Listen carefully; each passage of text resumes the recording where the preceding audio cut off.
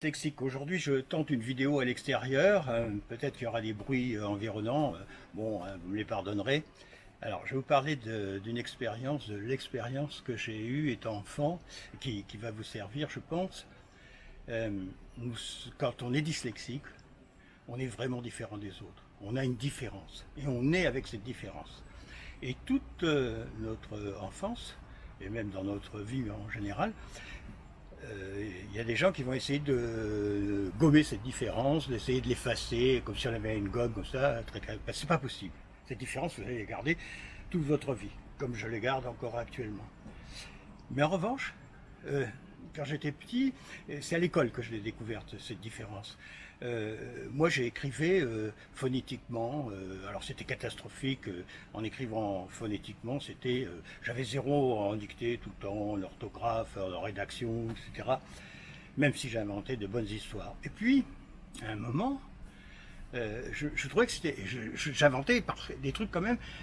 J'écrivais des trucs qui faisaient rire les autres. Alors, je me dis, tiens, ça fait rire les autres. Et j'ai commencé à cultiver ça. Au lieu d'essayer de vaincre cet handicap, cette différence que je ne peux pas vaincre, il est impossible. On peut améliorer les choses, mais pas beaucoup. Et donc je me suis appuyé là-dessus et j'ai commencé à déconner, quoi. Alors donc j'étais mauvais élève, je ne suis pas allé, je peux dépasser l'école primaire, etc. Et j'ai fait comme ça, j'ai continué à cultiver. Alors je faisais de l'humour avec les amis, les copains et tout ça. J'étais toujours bon dans les jeux de mots, dans les néologismes et tout. Donc c'était là ma différence. Hein. J'entendais les mots autrement. Et je les écrivais évidemment comme je les entendais. Et c'est comme ça que petit à petit, j'ai trouvé ma voie. Et je suis devenu quelqu'un qui a inventé des nouvelles marques, des nouveaux noms de produits, des accroches pour les journaux, des magazines, enfin, etc. Vous voyez, des nouveaux titres. J'en ai fait ma spécialité. Et du coup, en me permettant en plus d'écrire comme ça, phonétiquement, je me suis quand même amélioré dans l'écriture, puisqu'actuellement j'ai un blog, j'ai écrit presque une dizaine de bouquins. Donc vous voyez, bon alors évidemment je ne suis pas un génie de l'écriture, mais j'ai cultivé ma différence. Et c'est ça que je voudrais vous dire aujourd'hui.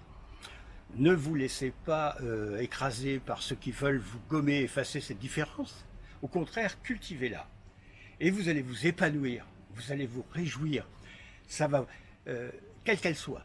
Vous avez, vous les dyslexiques, et vous verrez, et vous ne serez pas dans le moule, vous ne rentrerez pas dans le troupeau. La plupart des gens que j'ai connus, mais de la même âge que moi, qui ont fait leur scolarité normale, école primaire, collège, lycée, université, taratata, et à la fin, Pôle emploi. Moi, jamais. J'ai jamais touché un centime de chômage, j'ai jamais été chômeur, grâce à ma différence.